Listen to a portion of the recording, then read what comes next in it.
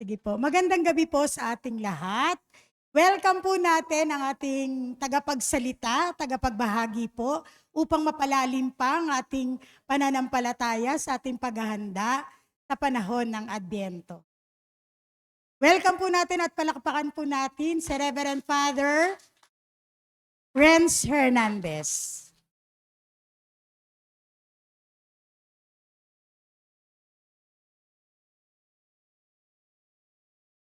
Muli po, magandang gabi at magandang buhay. Hopefully, hindi pa kayo nananawa sa mukha ko pagkatapos ng misa natin kanina. Nais ko lang pong ipakilala muli ang aking sarili. Ano po, para kapag nakasalubong niya ako, ay ma-recognize niyo ako. Ano po, mahina ho ako kasing magtanda ng mukha. So, if ever na magkita tayo, kayo ho yung unang babati dahil baka isipin nyo napakasoplado ko naman. Hindi naman kagwapuhan ay sopladong-soplado. Ako po si Father Renz Hernandez. Ano po? Isinilang, subalit hindi na lumaki. Sa Canubing 1, Calapan City, Oriental, Mindoro. Ano po? Canubing 1, Calapan, Oriental, Mindoro. Ako ho ay Mindoreño, kaya ho garne akong magsalita. Pansin nyo siguro ang punto, ibang iba sa punto ng taga Maynila. Diga. Ano ho? So, ako po ay pang-sampu sa 11 magkakapatid. Ano ho? Kaunti pa. Si nanay ho, nagpalaygit pa. Nag-family planning pa yon. Anyway, pang-sampu po ako sa 11 magkakapatid. Pero hindi ko na po inabot yung 3.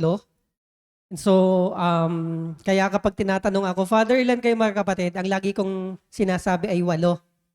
Dahil hindi ko na sila, nung sinilang ako, wala na yung 3. Kasi doon ho kami sa probinsya, nung panahon namin, parang ang layo-layo ba nung barangay namin sa bayan. So, akala nung iba, yung pagkakasakit ng bata, simpleng lagnat-lagnat lang.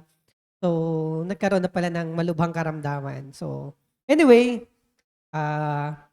hindi naman ho ako ang pag-uusapan. Pumasok ho ako ng seminaryo sa Calapan pagkatapos kong graduate ng high school. Pero ang paalam ko po sa nanay at tatay ko, tay, papasok po ako ng seminaryo, pero hindi ho ako magpapare. Yan sabi ko sa kanila. Yun namang nanay at tatay ko tuwang-tuwa kasi baka daw bumait ako sa seminaryo, no? Baka bumait. Kasi ho, nung elementary, parang every year yung nanay ko napapatawag ng principal sa aking kakulitan. Maliit ho ako pero saksakan ako ng kulit. Hindi naman ako basag ulo. Yung makulit na bata, ang typical na makulit na bata na laging napapatawag ng principal ang magulang dahil sa kakulitan. At nung nag-high school ako, hindi nawala yung aking kakulitan. Nung pumasok ko sa seminaryo, nagtaka ang lahat kung bakit ako papasok ng seminaryo. Pero malinaw sa isip ko na hindi ako magpapare. Okay. To cut the story short, 8 taon na ho ako sa seminaryo nung nag-decide ako na magpare. Doon ko lang na-realize na sa tigal-tagal ko na sa seminaryo, probably tinatawag naman talaga ako ng Diyos sa buhay na ito. 31 ho kami sa batch. Nakagraduate kami ng philosophy ay 10. Umakyat sa theology ay 1, ako na lang.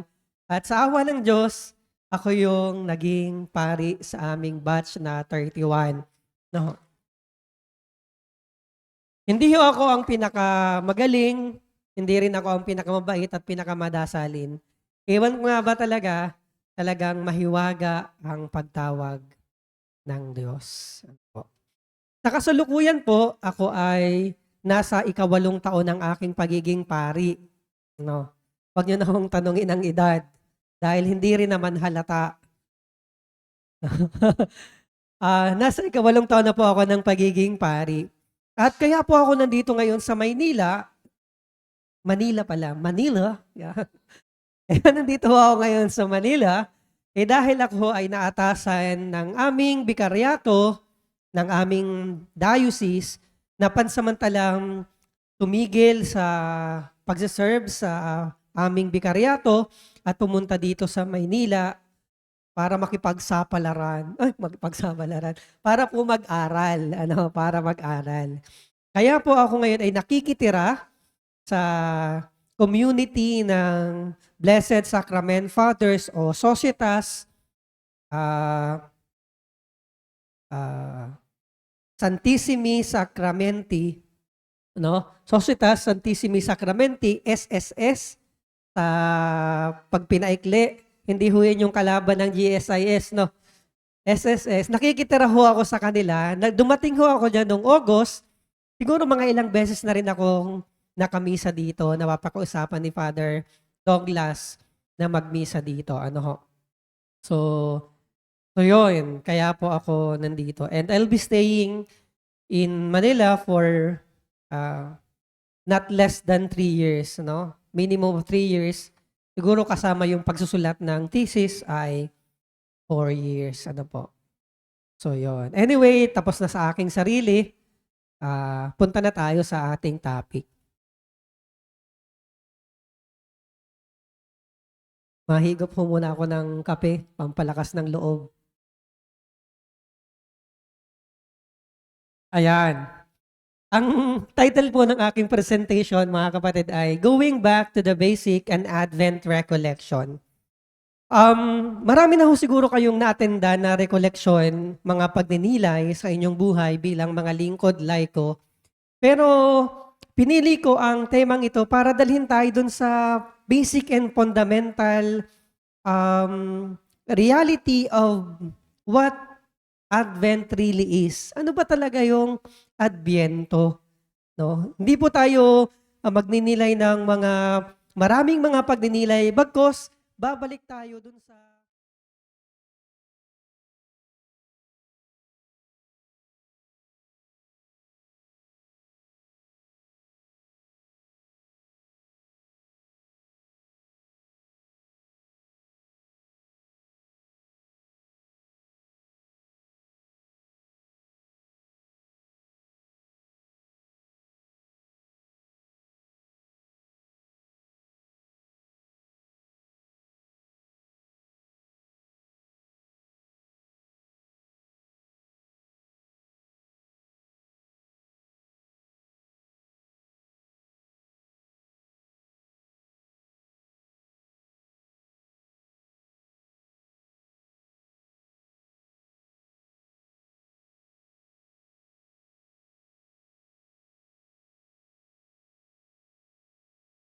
ng Advent. Yun po ang pinanggalingan ng salitang Advent. Sa Tagalog, wala tayong direktang translation sa Tagalog ng Advent. Kaya tinagalog natin ng hango sa wikang Espanyol na Adviento. Adviento. Ang Adventus po na salitang Latin, meron siya pong equivalent sa salitang Griego na ang tawag naman ay parousia. Parousia.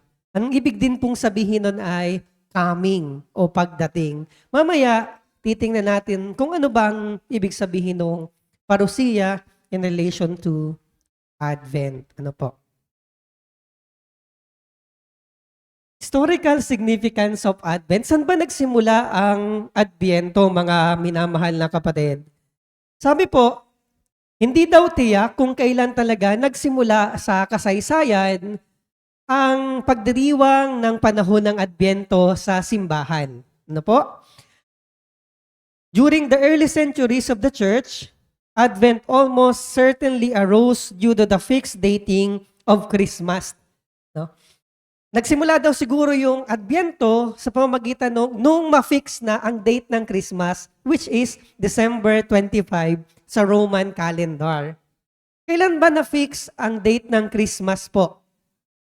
Na-fix po ito, ang date ng Christmas, during the reign of Emperor Constantine, when he legalized Christianity or Catholicism as the religion of the Roman Empire.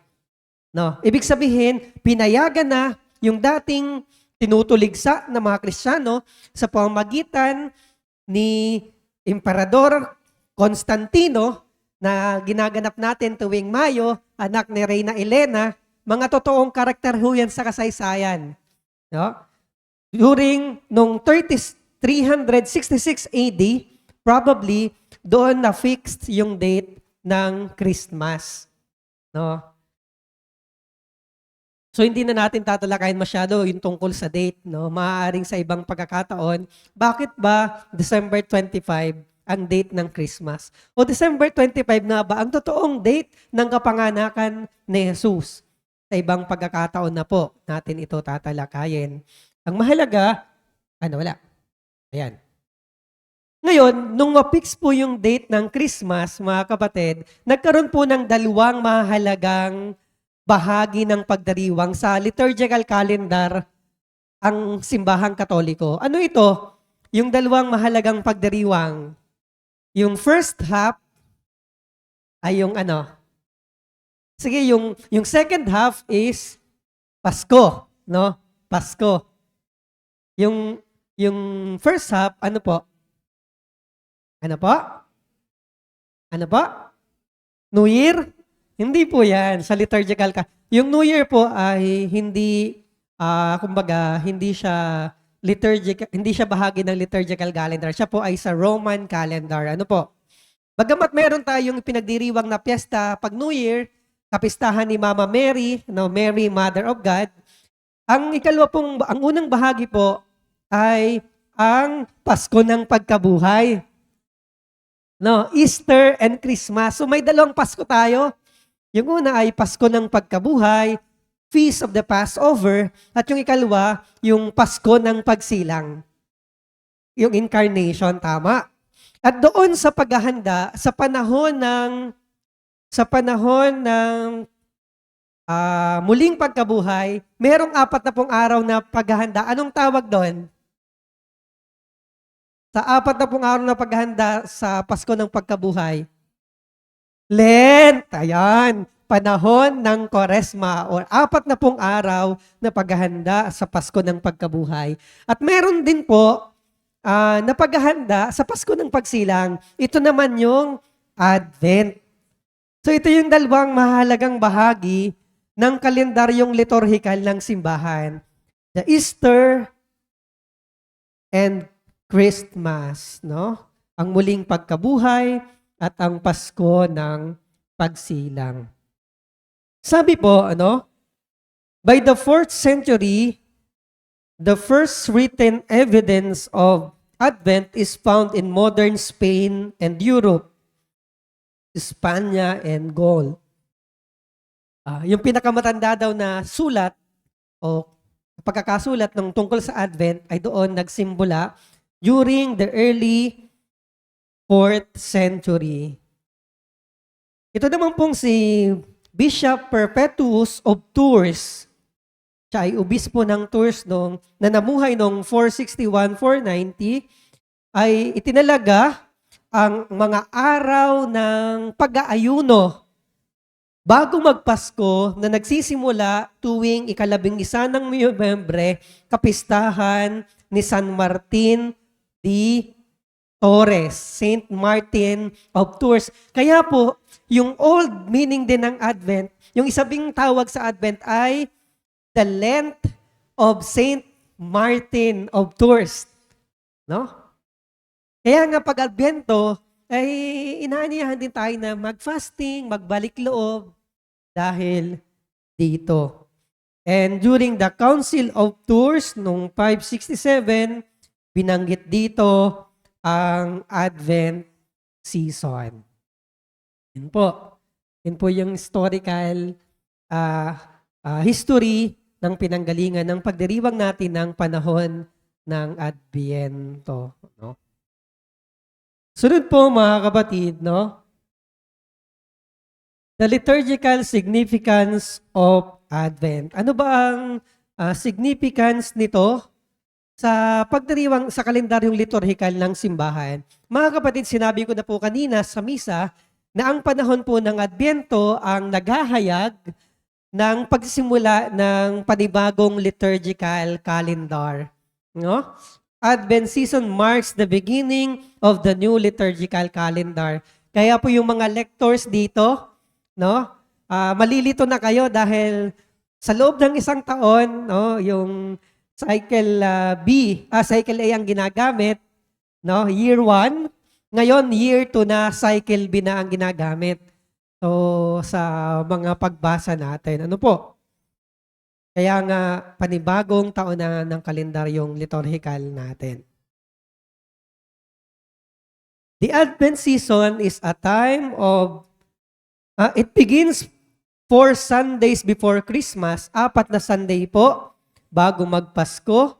The Sunday falling on or nearest to November 30 and ends on Christmas Eve. Nagsisimula sa linggo. Kung papatak sa November 30, edi November 30. Kung hindi naman papatak yung linggo ng November 30, ay yung linggo na pinakamalapit sa November 30. Kaya po ngayon, ang first Sunday of Advent, kasi nung Thursday lang, nung Thursday lang ay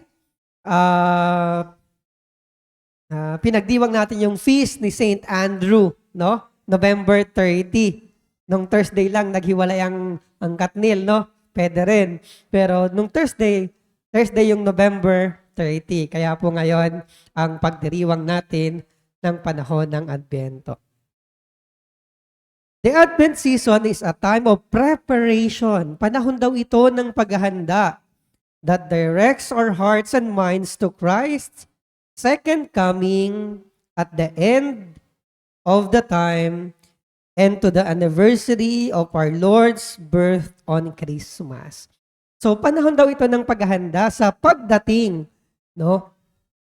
Pagdating ni Jesus sa kanyang muling pagdating, yung tinatawag nating parusiya, at pagdiriwang na rin ng paggunita sa kanyang unang pagdating, ang kanyang kapanganakan sa daigdig. So, tayo daw pong mga Pilipino may pinakahabang pagdiriwang ng Pasko. Nagsisimula pa lang sa September. Pero actually po, yung Christmas season talaga ay nagsisimula sa Christmas Eve. No, yung 12 days of Christmas. Kaya po merong kantang 12 days of Christmas at natatapos ang panahon ng Pasko sa baptism of our Lord. So this time is an Advent season. Panahon pa lang ito ng paghahanda para sa Pasko. But then, hindi naman natin masisisi na ganito tayo magdiwang ng Pasko sa Pilipinas dahil talagang masaya ang Pasko. Walang tatalo sa Pasko ng Pinas, no? Sabi nga sa awit. So, ang panahon ngayon ay panahon pa ng Adviento. The traditional liturgical color for Advent is violet or purple, katulad po ng aking stola, katulad ng 3 kandila na ito at ng mga bulaklak sa unahan. Ang mga protestante ay gumagamit ng ibang kulay katulad ng blue or purple. And the third Sunday, 3 linggo ng Adviento ay Gaudete Sunday, is commonly marked with a rose-colored vestment and candle. So yun po yung liturgical significance ng Advent season. Panibagong simula ng liturgical calendar ng simbahan. Again, magkaiba po yung liturgical calendar sa Roman calendar. Yung ginagamit po natin sa pagtingin ng date and months, Roman calendar po yon. When we speak of the liturgical calendar, ito po yung ginagamit natin sa pagdiriwang ng mga kapistahan, sa ating simbahan. Okay. What is the theological significance of Advent? Sinabi ko po sa inyo kanina na yung Latin word Adventus was the translation of the Greek parousia. No, parousia. Anong ibig sabihin ba niyan? A term used for both the coming of Christ in human flesh and His second coming. So yun po yung unang pagdiriwang ng Advent. It is about the parousia. At hindi lang po ito tungkol sa pagsilang ni Jesus. Inihahanda rin po tayo nito sa kanyang muling pagbabalik. Kaya mapapansin nyo po, sa mga pagbasa natin ngayon, yung first 2 Sundays is about, yung first 2 weeks is about the second coming of Christ, yung mga pagbasa, the coming of Christ in glory. At ang third and fourth week is about the birth of Christ. Paghahanda sa pagsilang ng ating Panginoon. Yan nga po yung sinabi ko.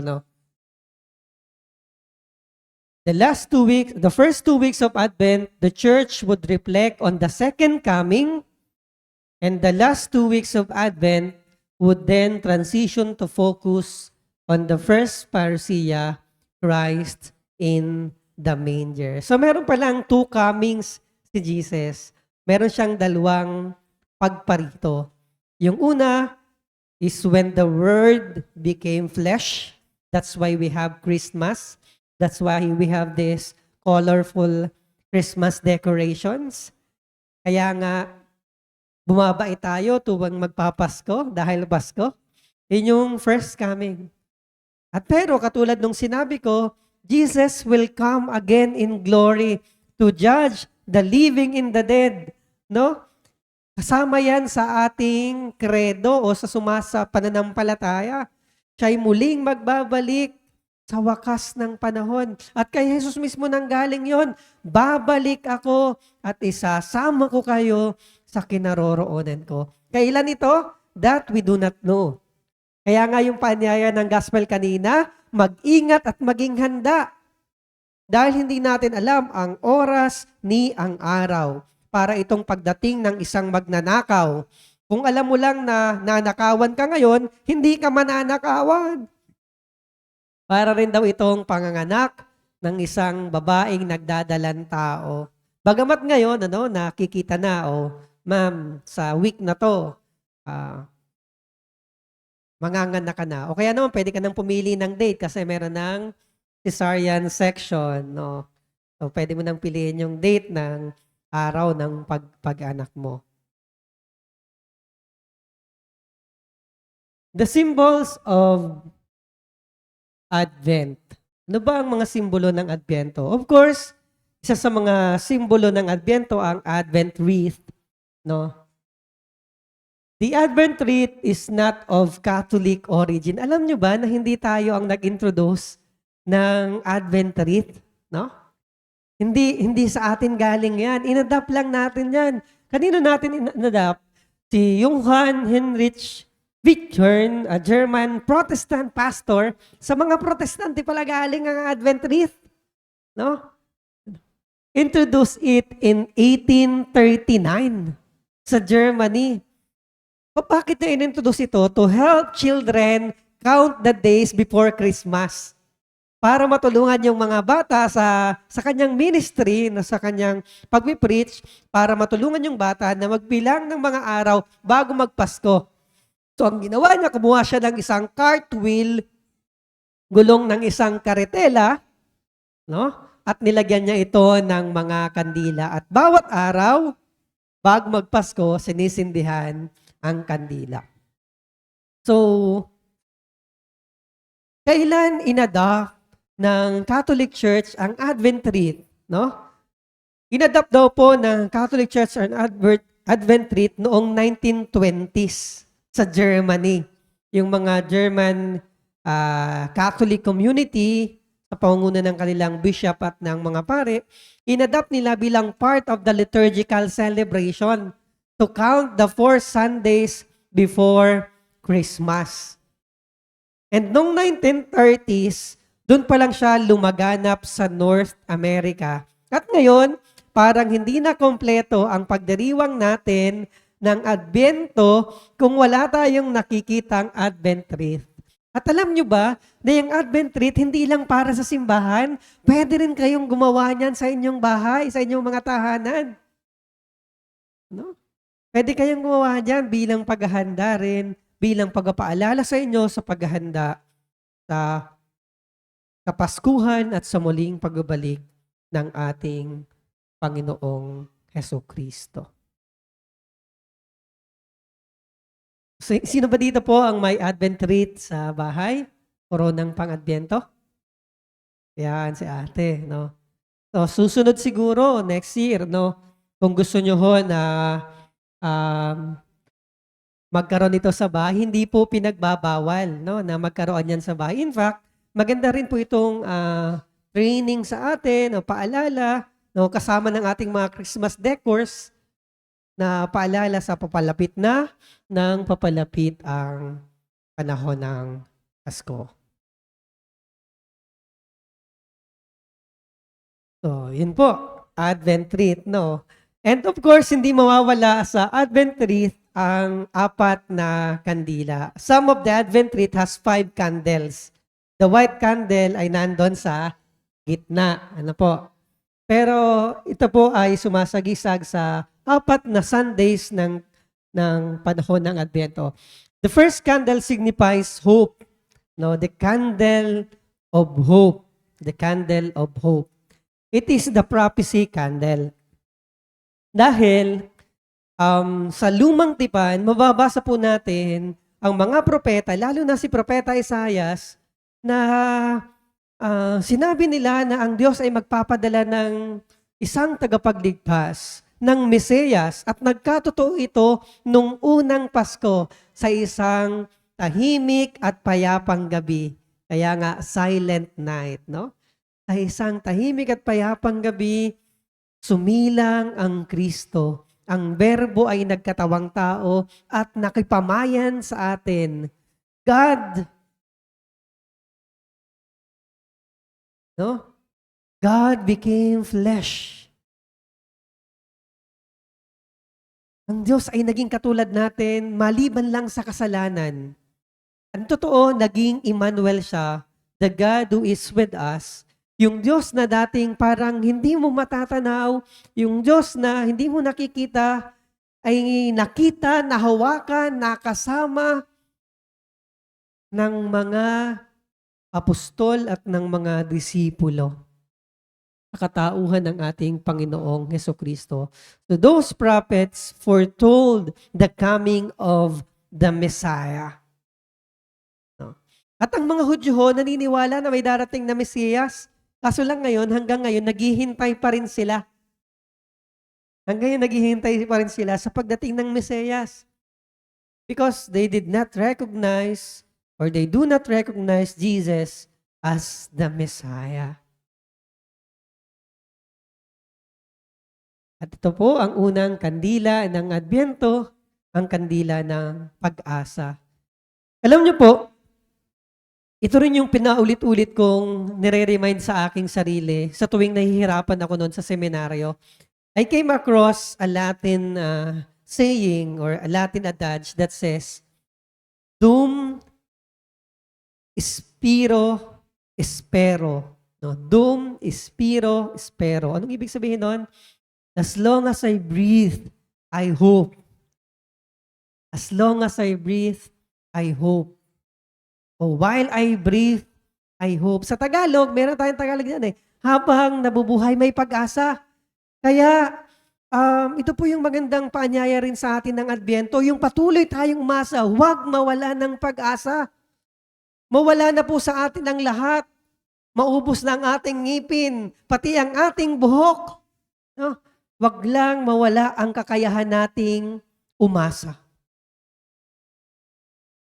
Huwag lang mawala ang kakayahan nating umasa. Kaya nga sabi ni Padre Pio, pray, hope, and don't worry. Pray, hope, and don't worry. Kaya lahat tayo ay may pag-asa. Kung nahihirapan man tayo ngayon, laging may pag-asa. At ang ating pag-asa, hindi po siya nakadepende sa pagbabago ng sitwasyon na bukas aayos din ang lahat. No? Hindi ito hindi lang nakabase sa katotohanan pagkatapos ng gabi, sisilay muli ang araw. Hindi lang doon. Ang ating pagbasa ay nakasalalay sa persona ni Jesucristo. That's the foundation of our hope. God, Jesus Christ, who became flesh.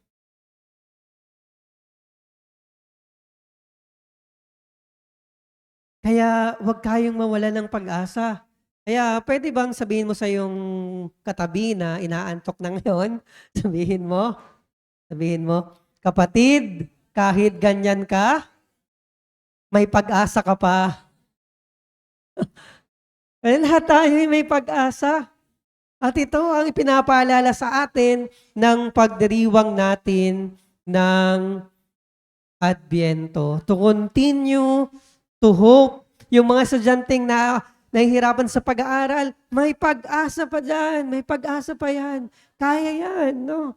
Yung mga gabundok na problema at suliranin, may pag-asa pa tayo, no? Kaya nating harapin ang mga pagsubok na yan.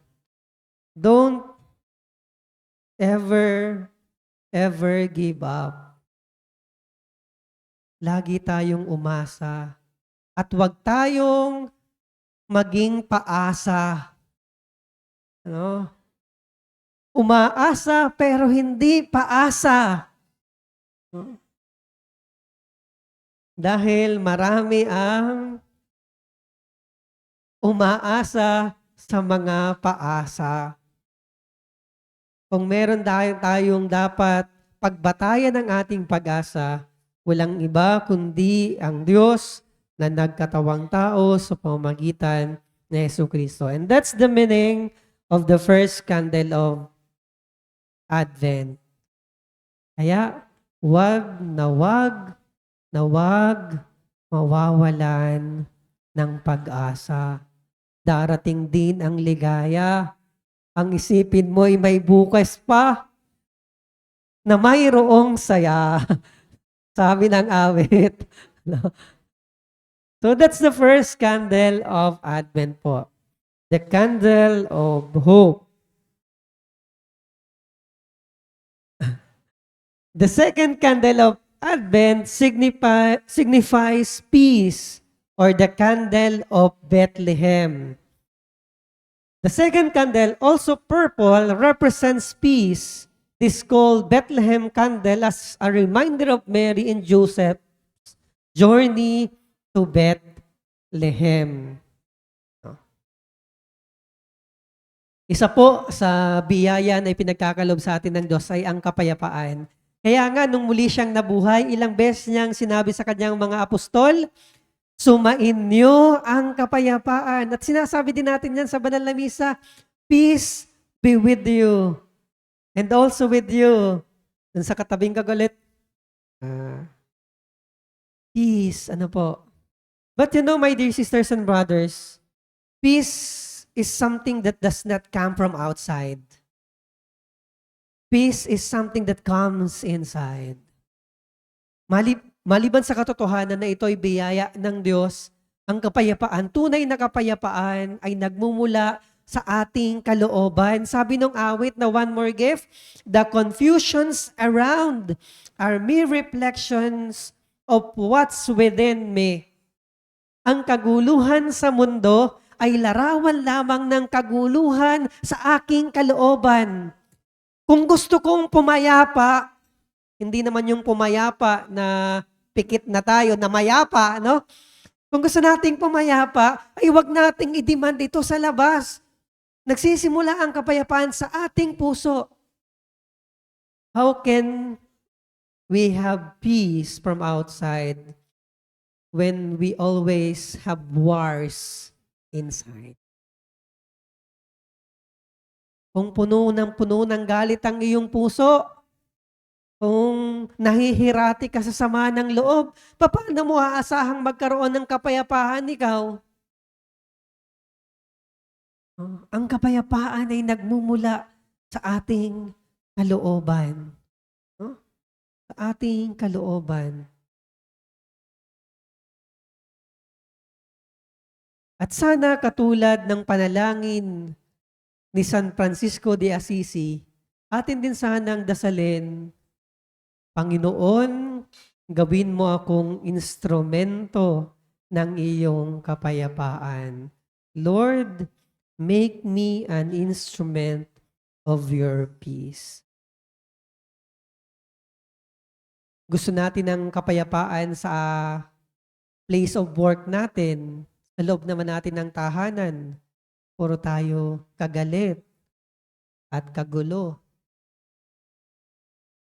Ang tunay na kapayapaan ay nagsisimula sa kapayapaan ng loob. Kaya pwede bang sabihin mo sa iyong katabi, kapatid, mamayapa ka. Ay, hindi. Pumayapa ka. Ano? Pumayapa ka. Pumayapa tayo sa katotohanan na hindi natin kayang gawin ang lahat at kailangan natin ng tulong ng iba. Pumayapa tayo sa katotohanan na hindi natin hawak ang monopolya ng totoo. Pumayapa tayo sa katotohanan na kahit anong gawin natin, merong sasabihin sa atin ng ibang tao, and that's okay. Pumayapa tayo sa katotohanan na hindi tayo perfecto. We're just struggling to walk in the way of holiness. And that's okay. Pumayapa tayo sa katotohanan na hindi natin pwedeng gawin ang lahat at kunin ang lahat. Pumayapa tayo. So ito yung ikalawang panyaya sa atin ng panahon ng Adbyento. Pumayapa. Muli, ang kapayapaan ay nagsisimula sa loob. Paano magiging payapa? No? Simulan at subukang alisin ang galit sa puso. Simula at subukang alisin ang sama ng loob. Mag-isip bago magsalita at gumawa ng desisyon. Mga bagay at pamamaraan para tayo'y pumayapa. Para tayo'y pumayapa. Peace. Hilig-hilig natin magpa-picture, nakaganyan tayo, no? Tapos lagi naman tayo nakipag-away. O, walking muna! Ganyan tayo, no? Pero lagi tayo nakikipag-away. Anyway, no? Sana ang panahon ng Adbyentong ito ay mag-akay sa atin para maging daluyan tayo ng kapayapaan ng Diyos sa ating kapwa. Ano po? Next, the third candle of Advent is the shepherd's candle that signifies joy. The third candle is rose and symbolizes joy. It is called the shepherd's candle. Sorry for the typo error. I just copied it from Servants of the Chronicle. And this pink because rose is a liturgical color for joy. No? For joy. 2 beses lang pong ginagamit ang kulay na rosas sa liturgical celebration ng simbahan. No? Kailan yung isa? 4th Sunday of Lent. At yung ikalawa, 3rd Sunday of Advent. No? At ang 3rd Sunday of Advent, sinasabing Gaudete Sunday. Galing po ito sa salitang Latin na gaudio. It is an imperative po. Imperative form of verb. Ibig sabihin ay rejoice, magalak, magsaya. No? Dahil ang dala ng Kapaskuhan ay kagalakan. No? Kaya nga ang kinanta ng mga anghel, papuri sa Diyos sa kaitaasan at sa lupa'y kapayapaan sa mga taong kinalulugan na. Kaya nga sabi sa Christmas song, joy to the world, the Lord. Ayan. Kagalakan, magalak. Kaya nga nakakadagdag ng disposition ng kagalakan, yung mga palamuti na nakikita natin. No? Ibang-iba talaga yung pakiramdam kapag malapit na yung Pasko at nakikita na natin ang mga ganitong palamuti, pupunta tayo sa mga malls, no, yung mga pinapatugtog na mga Christmas songs, iba rin talaga, nagbibigay ng kagalakan sa ating puso. But you know, katulad ng katulad ng kapayapaan, yung kagalakan, hindi yan hinihintay, no? Yung kagalakan ay pinipili because ultimately, happiness is a choice. Dahil kahit na marami kang problema, pwede mo pa ring piliing sumaya. Dahil lagi namang may dahilan para sumaya. Kung merong libo-libong dahilan para maging malungkot, I tell you, merong milyong-milyong dahilan para tayo maging masaya. Kaya although hindi natin pwedeng i-invalidate yung pakiramdam ng kalungkutan, dahil totoong nalulungkot naman tayo bilang tao, pero ang paanyaya lamang ay laging may dahilan para maging masaya. At alam nyo ang unang sekreto ng pagiging masaya? Gratitude. Pagpapasalamat. Sinabi ko na rin siguro ito sa inyo dati. No? Lagi kong sinasabi po, ang pusong marunong magpasalamat ay pusong masaya. Because gratitude is the memory of the heart. It is the language of the heart. Nagiging malungkot lang naman tayo kapag para tayong hindi thankful sa lahat ng mga biyaya sa atin. Nagiging malungkot lang naman tayo dahil marami tayong hinahangad. Nagiging malungkot tayo dahil pakiramdam natin, hindi natin nakukuha ang lahat. At dahil pakiramdam natin na kulang, salat, at hindi natin makuha ang lahat, hindi natin nakikita yung mga bagay na meron tayo.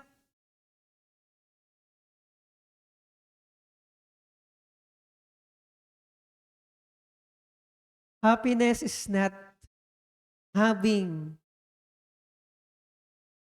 what you want, all that you want. Happiness is not having all that you want.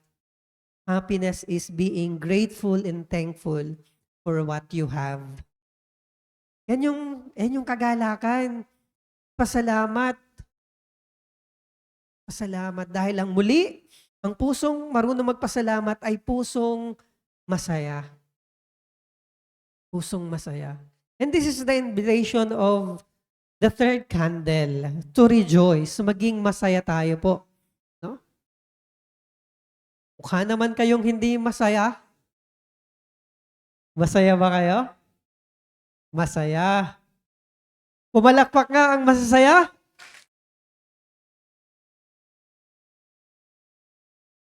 Okay.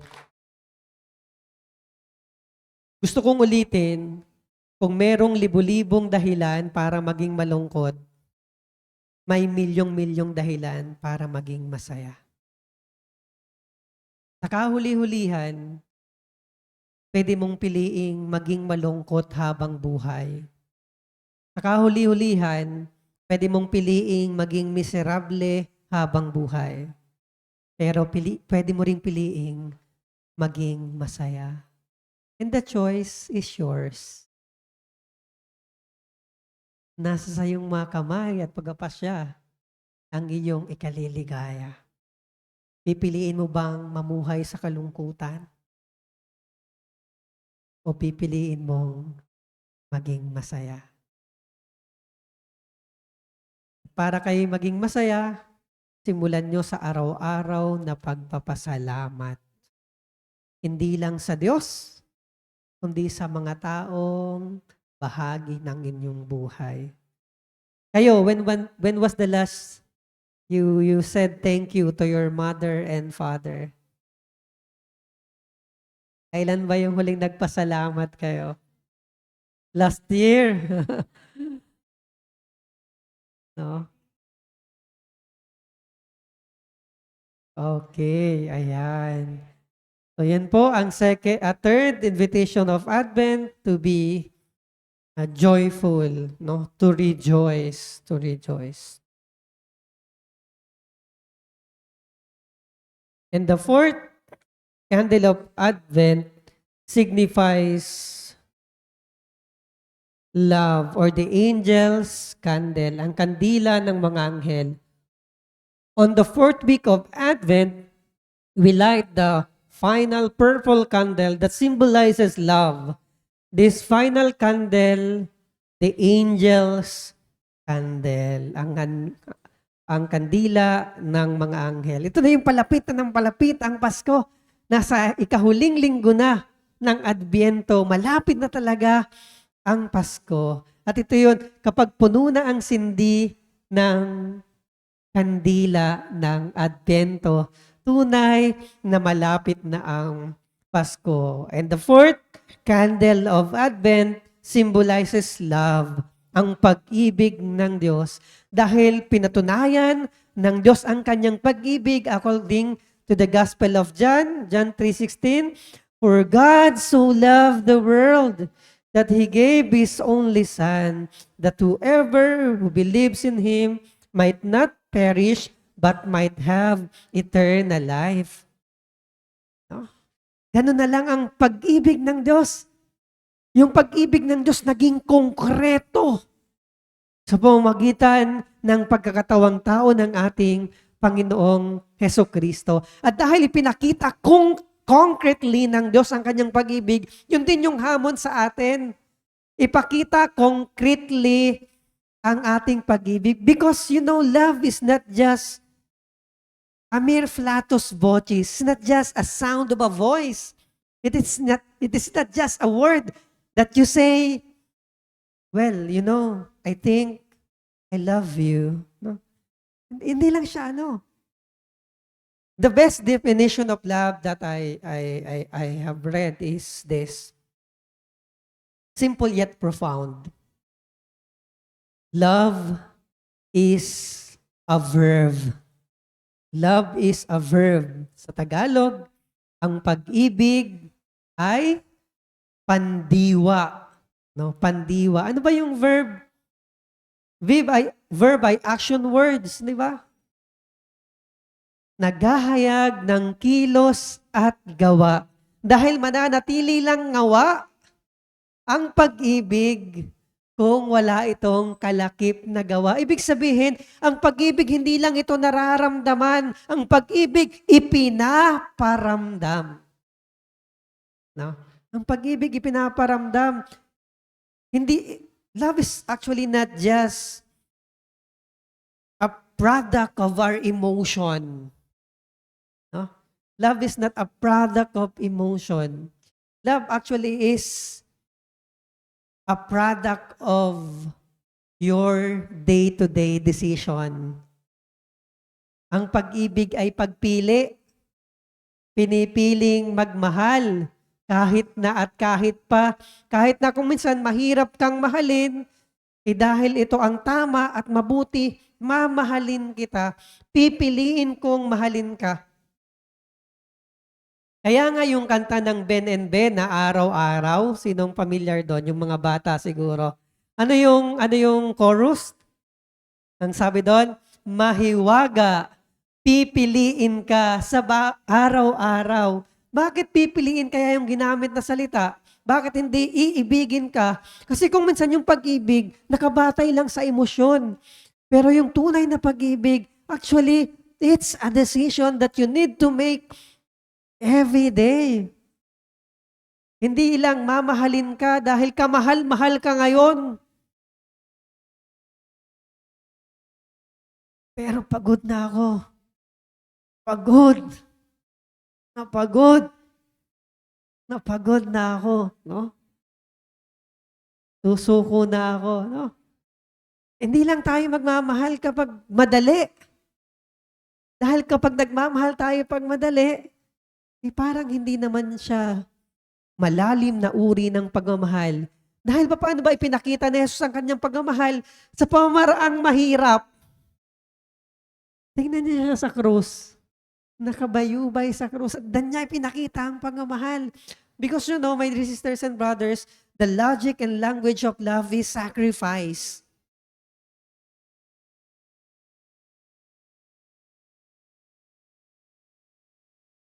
Dahil ang totoong nagmamahal, hinahangad ang ikinabubuti ng kanyang minamahal. Kahit na siya'y mahirapan, kahit na siya'y magsakripisyo. And that's the love of our parents for us. No? Yan ang pagmamahal ng mga magulang sa atin. Ilang pagkain kaya ang hindi nila kinain para meron tayong makain sa hapag? No? Ilang damit kaya ang gusto sana nilang bilhin pero hindi nila binili para ang mga anak nila ay merong mabili ng bagong damit ngayong Pasko? No? Ilang sapatos kaya ang gustong bilhin ni tatay pero hindi niya binili dahil alam niyang kailangan ng kanyang anak?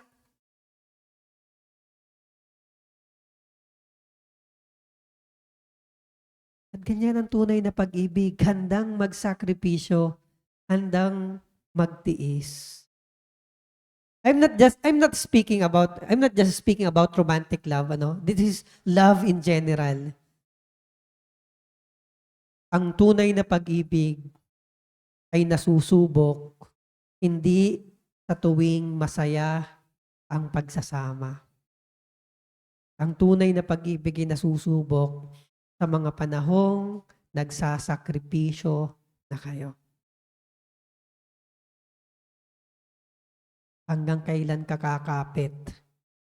Hanggang kailan ka mananatili?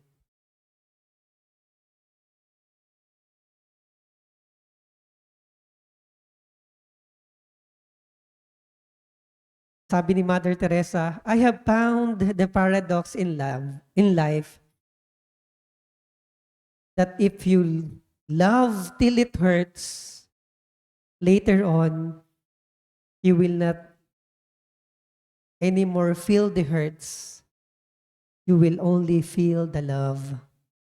Sa Tagalog, naunawaan niya daw ang kabalintunaan ng buhay na kapag magmahal ka hanggang ikaw ay masaktan, kalaunan hindi ka na nasasaktan. Ang nararamdaman mo na lang yung pagmamahal. Kapag kayo nagmamahal pero hindi kayo willing masaktan, baka hindi kayo tunay na nagmamahal. Kapag kayo nagmamahal at hindi kayo willing magsakripisyo, baka hindi kayo tunay na nagmamahal. Because the language of love is sacrifice. Sacrifice. And one of the best expressions of love is to ask for forgiveness and to give forgiveness. To ask for forgiveness and to forgive. That's the best expression of love. Bakit? Bakit best expression of love ang pagpapatawad at paghingi ng tawad? Kasi yung nagpatawad, nasaktan yun eh. Nahirapan siya.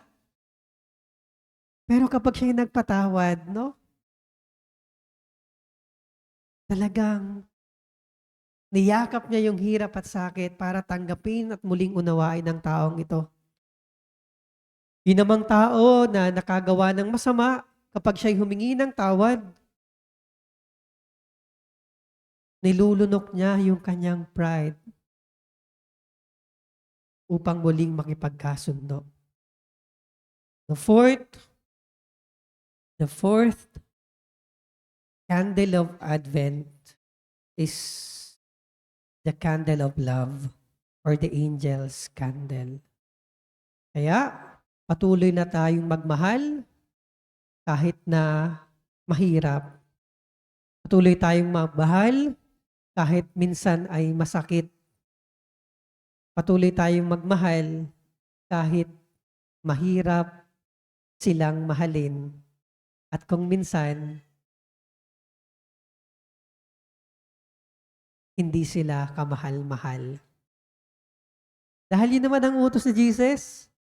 Hindi mo lang mahalin ang iyong kapwa gaya ng iyong sarili. Anong sabi niya? Mahalin mo rin ang iyong kaaway. Which is very hard. Humans as we are, mahirap ito para sa atin. No? Pero kung hindi mo kayang mahalin ang iyong kaaway, the most that you can do ay huwag kang magtanim ng sama ng loob sa iyong kaaway.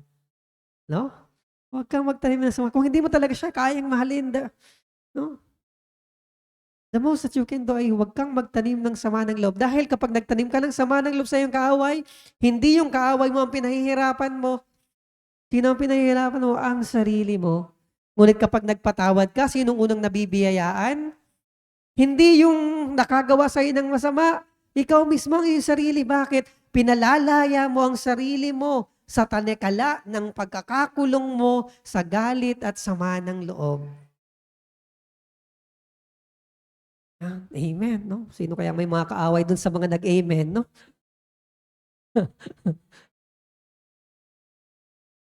The fourth candle of Advent invites us to love.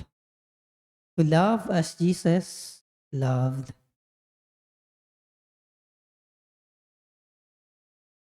Yung isa sa pamantayan ng pag-ibig, merong isang philosopher na nagsabi, the measure of love is to love without measure. Ano bang sukatan ng pag-ibig? No? The measure of love is to love without measure daw.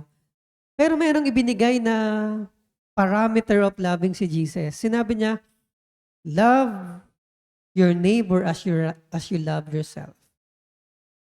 Mahalin mo ang iyong kapwa, gaya ng pagmamahal mo sa iyong sarili. Kaya sa iyong pagmamahal sa iyong kapwa, huwag mo rin naman kakalimutang mahalin ang iyong sarili.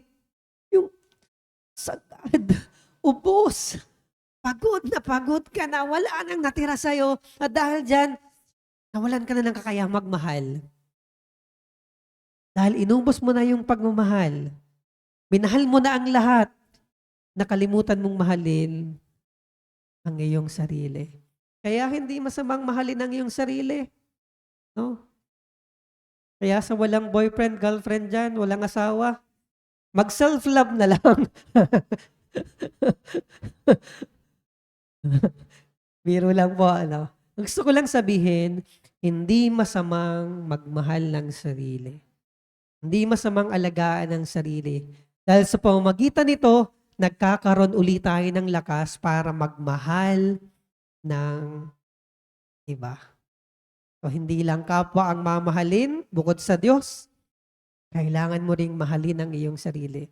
Because how can you expect others to love you if you do not love yourself? How do you expect others to value you, to see your worth, if you do not value yourself and see your worth and see your own worth? Diba? Kaya patuloy na magmahal. Baka naman pati sarili nyo, hirap kayong mahalin. Ang hirap namang mahalin ang sarili ko. Hirap. Hindi ko maintindihan, ba't ganito ba ako? Kailangan mong tanggapin na ganyan ka. Ganyan ka eh. Anyway, no. So the last candle of Advent invites us to love. To love.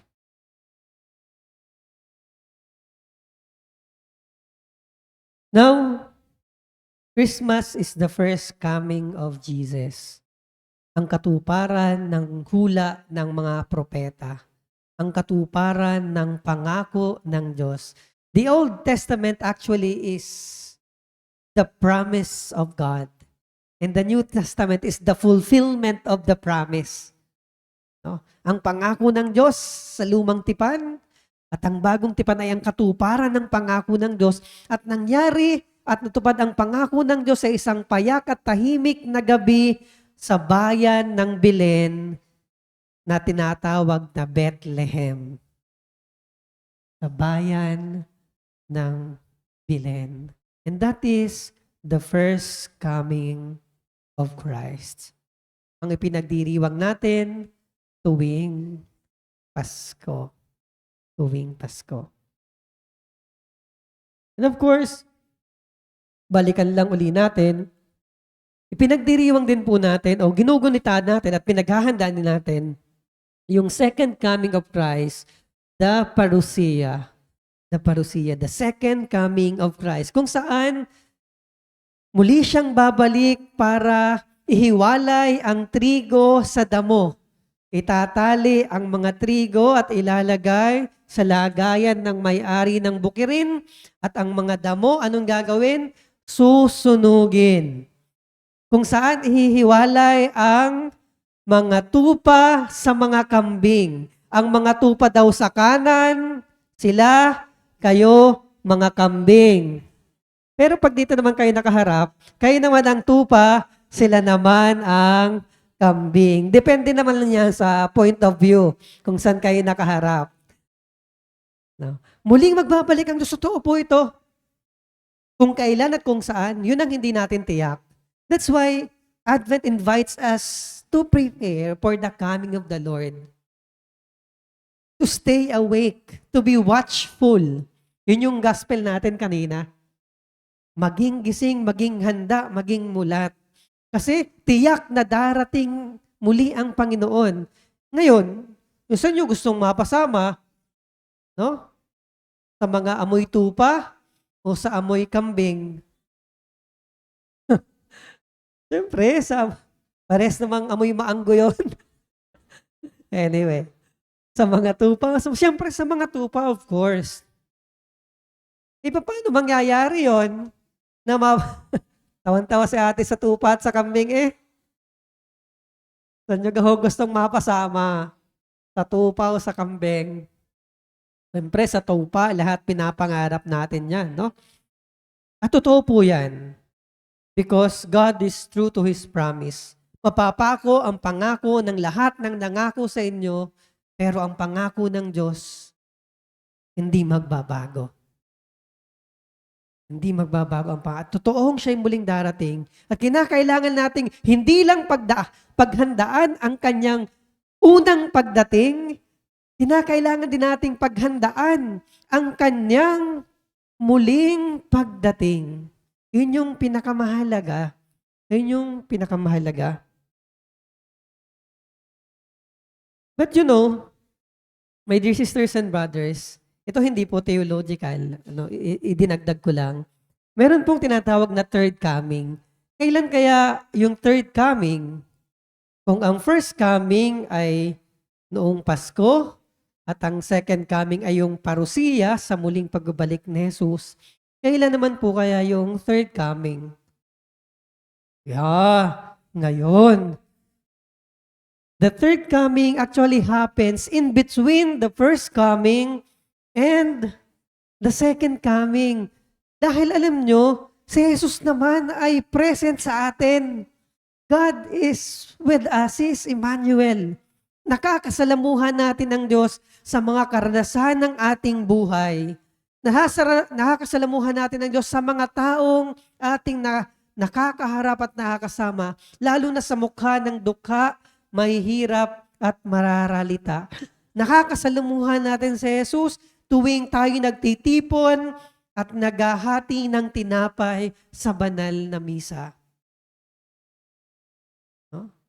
So as we prepare for the second coming of the Lord, let us also welcome Jesus who is coming in our life every day. Na dumarating sa ating buhay araw-araw. Actually, the period between the first coming and the second coming is a grace period. No? The grace period. Palugit ba? Kung sa may pautang, palugit. Alam niyo yung nagpapautang? May nangutang, sabi, ipautangin mo naman ako. Babayaran kita sa katapusan. Sa katapusan. Dumating ang katapusan, ay naningil. Tapos humingi ka ng wala kang maibayad. Siyempre, baka naman pwede mo akong bigyan ng palugit. No? Sa susunod, isang buwan pa, sa susunod na katapusan. No? At pumayag. No? Pumayag naman. Natapos yung katapusan, pumunta uli. Ang ibig mo palang sabihin, katapusan ng daigdig, no? Anyway, pero parang ganyan, yung bawat araw sa pagitan ng unang pagdating at ng kanyang muling pagbabalik, actually it is a grace period. And this is the most important day. Yung ngayon, I remember a Chinese proverb na ginamit sa isang animated movie na Kung Fu Panda, no? Kung Fu Panda. Sinabi I don't know if si Master Oogway ba ang nagsabi nun? Sinabi ni Master Oogway, yung master ni Po, yung panda, sinabi niya, yesterday is a history. Tomorrow is a mystery. But today is a gift. That is why it is called the present. Sa Tagalog, ang nakaraan ay kasaysayan. Ang hinaharap ay tinatanaw pa lang. Subalit ang ngayon ay isang regalo at isang handog. Isang biyaya ang bawat ngayon. And this is the most important time. The now. We cannot undo the past. To stop living in the past. Nangyari na yon, tapos na yon. Hindi ka pa makamove on. Sinabi ng ayaw na. Pilit ka pa rin ng pilit. No.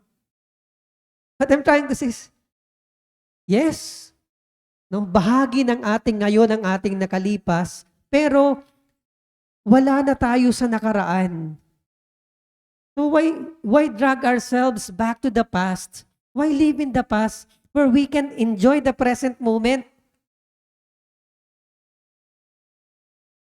At yung bukas, hindi pa natin hawak.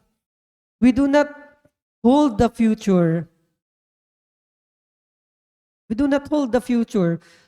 Kaya napakahalaga ng bawat ngayon kasi yung bawat ngayon ay paghahanda sa bawat bukas. Naalala ko tuloy yung kanta. Kanino bang kanta yung kay Basil Valdez? Bawat araw ang pag-ibig ko sa liyag, lalong tumatamis. Bawat kahapon ay daig nitong bawat ngayon. Na daig ng bawat bukas. No? Sabi dun sa kanta, yung bawat kahapon daw ay daig nitong bawat ngayon. Na daig ng bawat bukas. Subalit, pag dumating ang bukas, hindi na siya bukas. Ano na siya? Ngayon. No? Ngayon at kailan ba ang title nun? Yan sa ngayon at kailanman, di ba? Kaya ang pinakamahalagang pagkakataon o oras ay ngayon. Yeah, no? At ang bawat ngayon ay kaloob ng Diyos para paghandaan natin ang kanyang muling pagdating. It is actually a grace period, palugit ng Diyos. Kaya, wag mong sayangin ang iyong bawat ngayon. Ngayon ang simula ng paghahanda, hindi kapag senior ka na. Paano kapag hindi ka umabot ng senior? No. Father, saka na lang ako magsaserve sa simbahan kapag nag-retire na ako. Eh, paano kapag hindi ka na inabot ng retirement? Hindi na nakapag-serve. Saka na lang ako magbabait, Lord. No, saka na lang ako magbabait. Bukas na lang, eh, paano kapag hindi na nasilayan ng bukas? Kaya ang sabi ko sa inyo kanina, celebrate your life every day. And that is a good preparation for the coming of the Lord. To value each day, to take each day as a blessing of the Lord, and to thank the Lord for the gift of each day. No?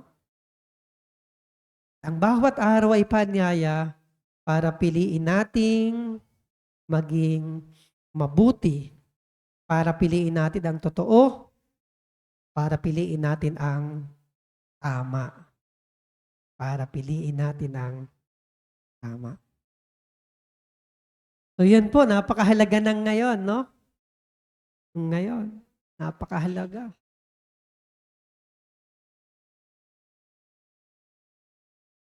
At muli, ang bawat ngayon ay palugit ng Diyos.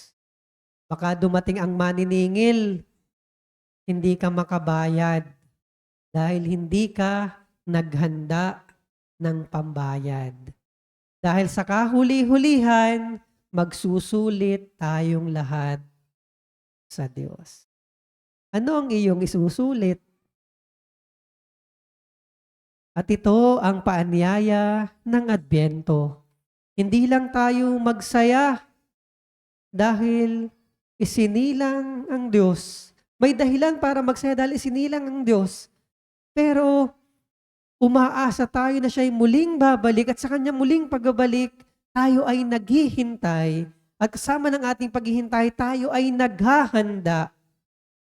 At ang bawat ngayon, nadaig ang bawat bukas, ay biyaya ng Diyos para maghanda. Kaya kung magising ka bukas, magpasalamat sa Diyos. Lord, salamat sa palugit. Binibigyan mo pa ako ng panahon para maghanda para sa iyong muling pagbabalik.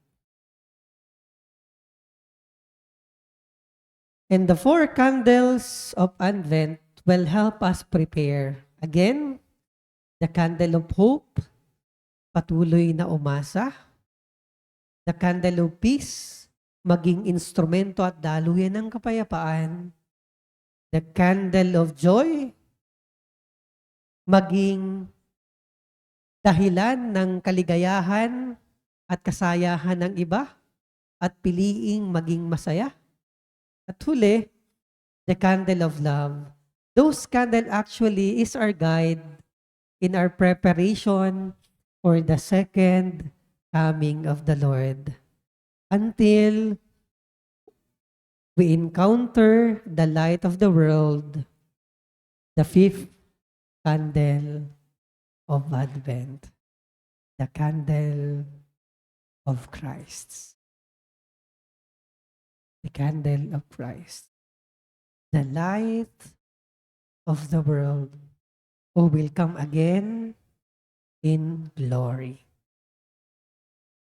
Maraming salamat po sa inyong pakikinig at sana'y magkaroon kayo ng madiwang pagdiriwang ng panahon ng Adbyento at paghahanda sa darating na Pasko ng pagsilang at kanyang muling pagbabalik. God bless po sa inyong lahat. Solidad Love para kay Father Renz Hernandez.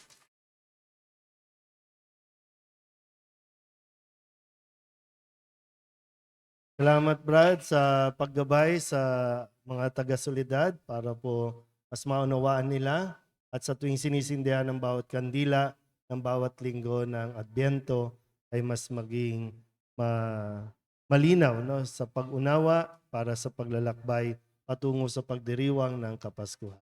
Muli, maraming salamat sa inyo po. Okay. Salamat po sa inyong pagdalo. Meron pa ba? Wala naman. So, sige. Yan. Para sa inyong pag-uwi. Point for reflection lang po para baon-baon yung pag-uwi, no? Para meron kayong pagnilayan. Yung unang tanong, ano ang paghandang aking ginagawa parang sa unang pagdating ni Kristo? Ano ba yung paghanda ko both physically and internally for this Christmas?